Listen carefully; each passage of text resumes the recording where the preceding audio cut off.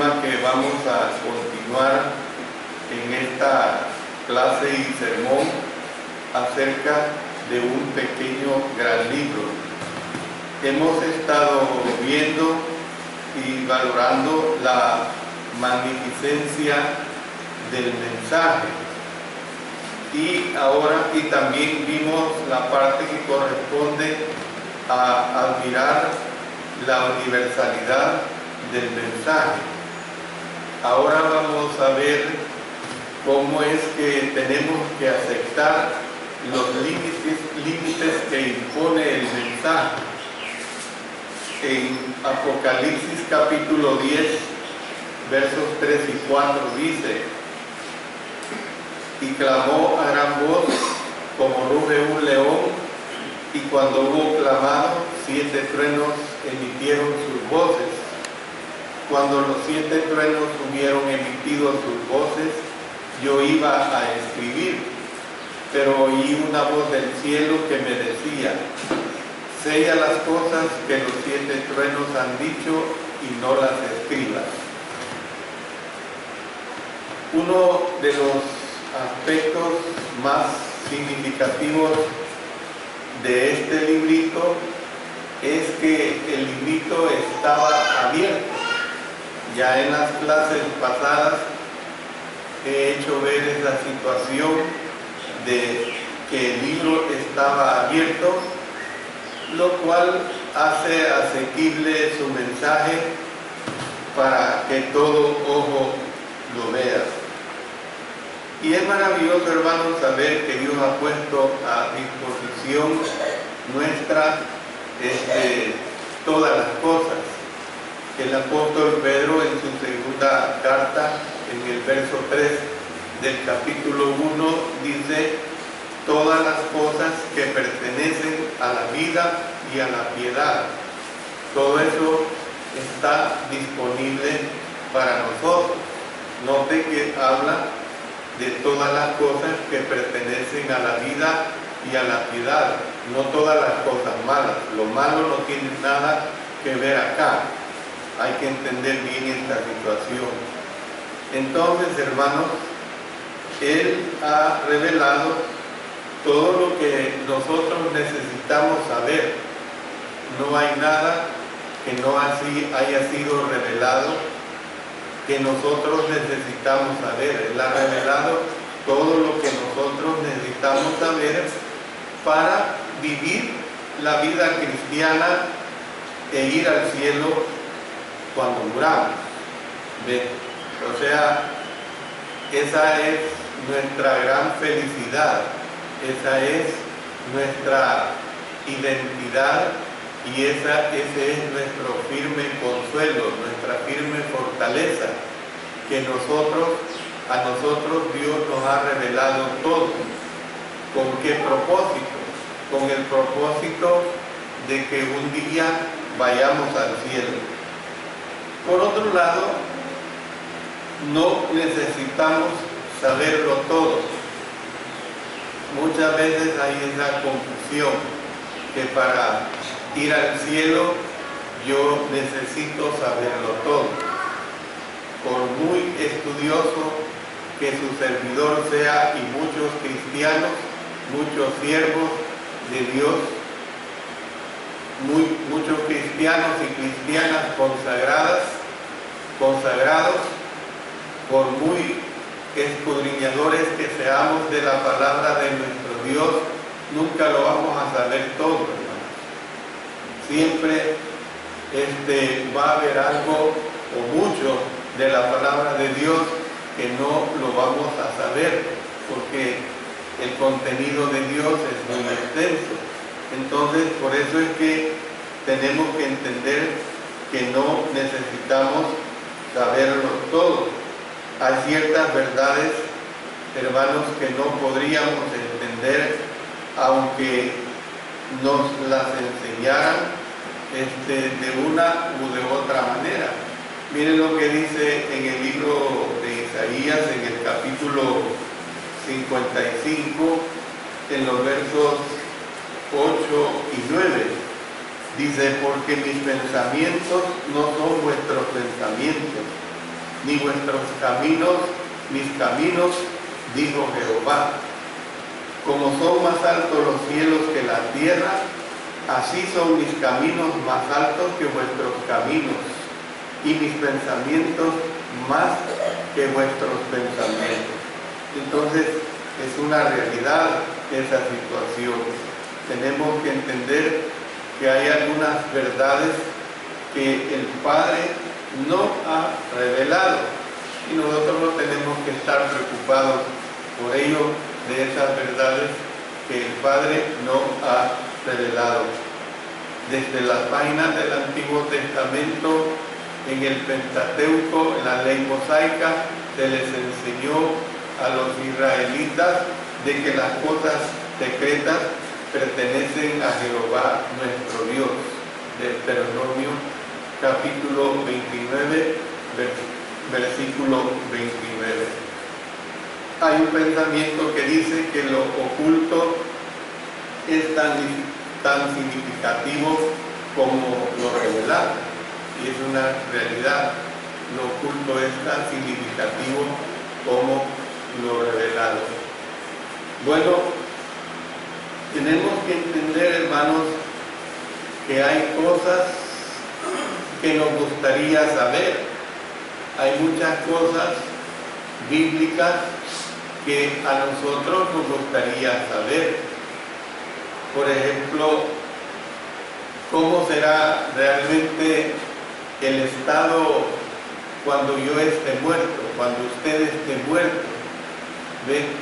Usted no lo puede saber, yo no lo puedo saber.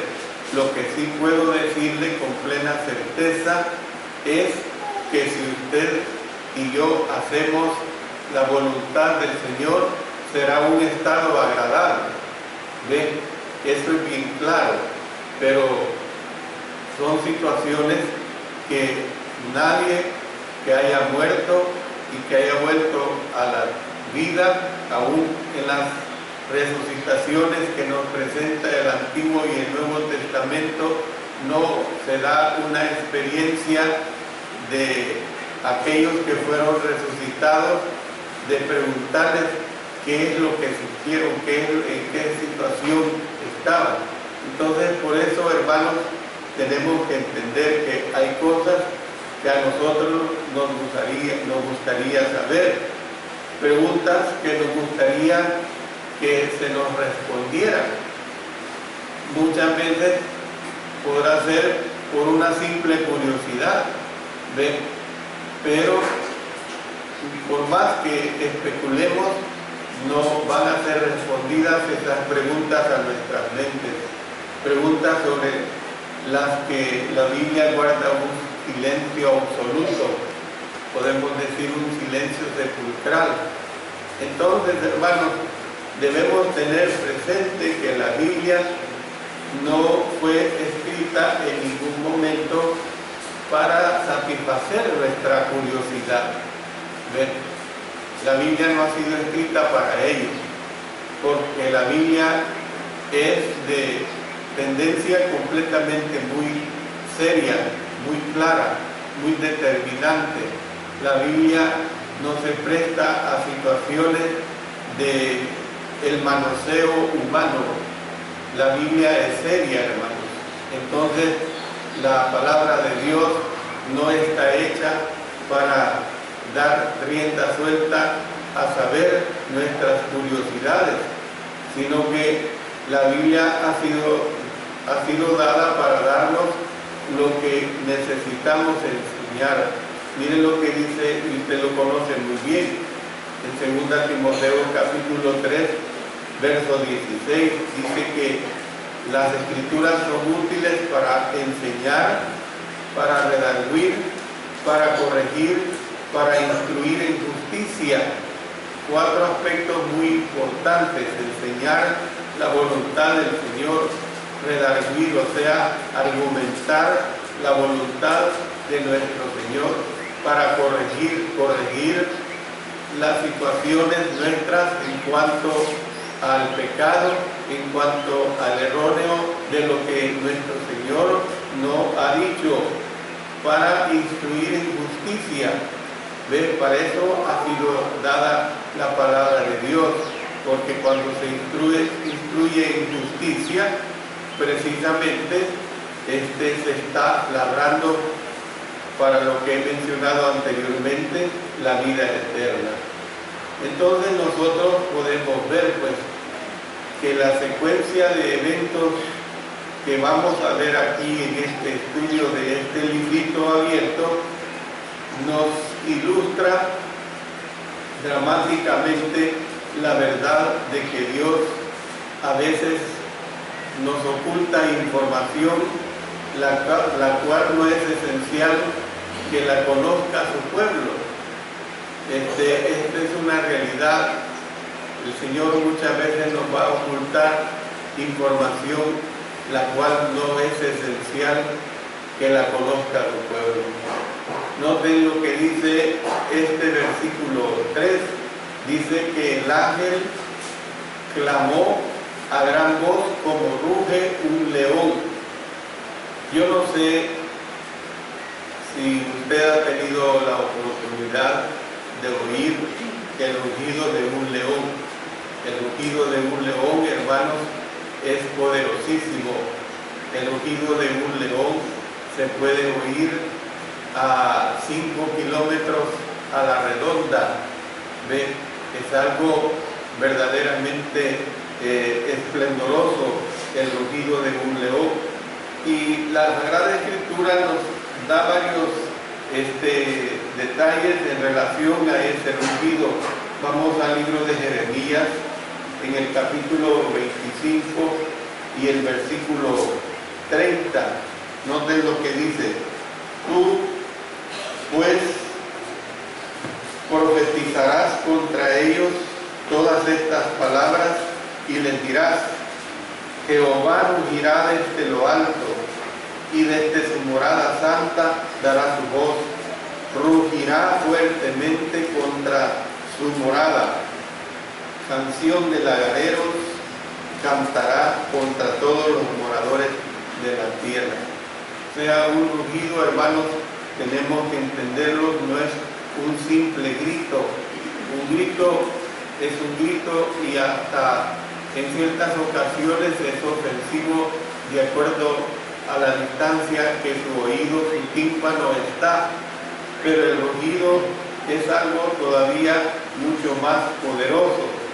Miren lo que dice en Joel, en el capítulo 3, el versículo 16. Dice de esta manera, 3:16 de Joel: y Jehová rugirá desde Sión y dará su voz desde Jerusalén, y temblarán los cielos y la tierra, pero Jehová será la esperanza de su pueblo y la fortaleza de los hijos de Israel.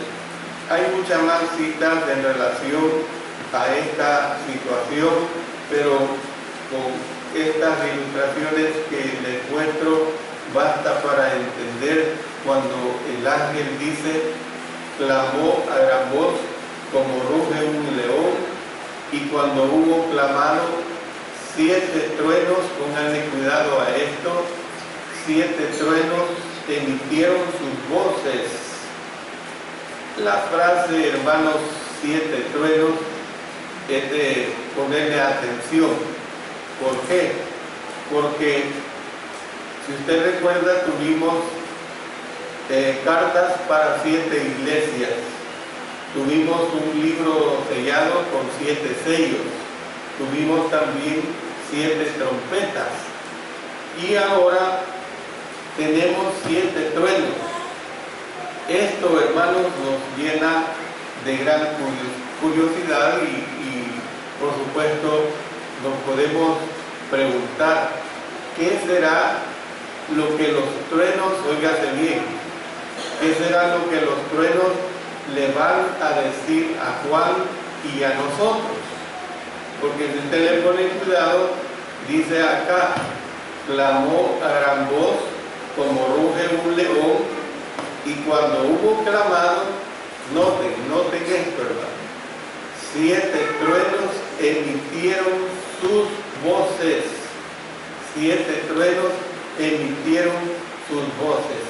Entonces repito, ¿qué será lo que los truenos le van a decir al apóstol Juan y a nosotros? Bueno, cuando los 7 truenos hubieron emitido sus voces, Juan dijo: yo iba a escribir. Ahí lo dice claramente. ¿Ve? Esto nos da una clave, hermanos, acerca del procedimiento seguido durante la revelación. Es decir, que lo más seguro era que Juan escribía lo que veía o lo que oía. ¿Ves? Pero al mismo tiempo que él estaba teniendo estas visiones. Entonces, hermanos, esta fue una respuesta natural. Después de todo, se había dicho, si ustedes recuerdan, en el verso 11 del capítulo 1, escribe en un libro lo que ves, es decir, lo que oigas. Escribe en un libro lo que ves, es decir, lo que oigas. La orden que se le había dado al apóstol Juan era de que escribiera las cosas que has visto y las que han de ser después de estas. Usted lo puede consultar allí en el versículo 19 del capítulo 1. Él tenía que escribir las cosas que ha visto y las que han de ser después de estas. Entonces, ¿qué es lo que vemos? Que una vez que hubo oído el mensaje de los 7 truenos, es bien probable que introdujera a lo mejor el canutero de su pluma en un frasco de tinta y automáticamente lo llevara hacia su hoja de pergamino y él escribiera. Era la forma más usual, la forma común de escribir en esos tiempos, usar un canutero con un tintero. Yo todavía en mis primeros años de formación escolar todavía alcancé a usar el canutero con el tintero y realmente era algo aprendido el saber usar el canutero con el tintero. Si uno aprendía a usar este canutero con el tintero, salía una letra verdaderamente caligráfica, una letra muy bonita, una letra imborrable. Las escrituras de propiedad de hace todavía unos 50 años atrás, eran asentadas con canutero. Todavía hay muchos libros en las instituciones gubernamentales, en las alcaldías, que todavía predomina los asentamientos. Mi partida original de mi nacimiento, la original, no ya la electrónicamente hecha, sino la original está asentada con canutero, la de mis padres también. ¿Bien? Entonces doy estas ilustraciones para entender pues la forma como es que el apóstol Juan estaba escribiendo. Pero dice que cuando se disponía a escribir, óigase bien, se da una sorpresa. ¿Por qué se da una sorpresa, hermano? Porque el Señor le detuvo. Dice que oí una voz del cielo que me decía, sella. Una voz del cielo que me decía, sella. ¿Qué es esto del sello, hermano? Anteriormente hicimos ver los 3 propósitos de los sellos. Uno de ellos era identificar al dueño. En segundo lugar, dar certeza de la autenticidad de los sellados. Y en tercer lugar, proteger el contenido. ¿Ven? proteger el contenido. Y este propósito, hermanos, todavía se sigue dando. En la literatura apocalíptica, los sellos tenían a veces el propósito adicional de ocultar el contenido. En otras palabras, sella aquí en el capítulo 10, verso 4, significa lo mismo: no las escribas. Habría sido imposible sellar en el sentido literal algo que no había sido trasladado al papel. ¿Ven? Algo que no había sido trasladado al papel. Entonces se da esta sorpresa. Cuando él está dispuesto a escribir, se le dice: sella las cosas que los 7 truenos han dicho y no las escribas.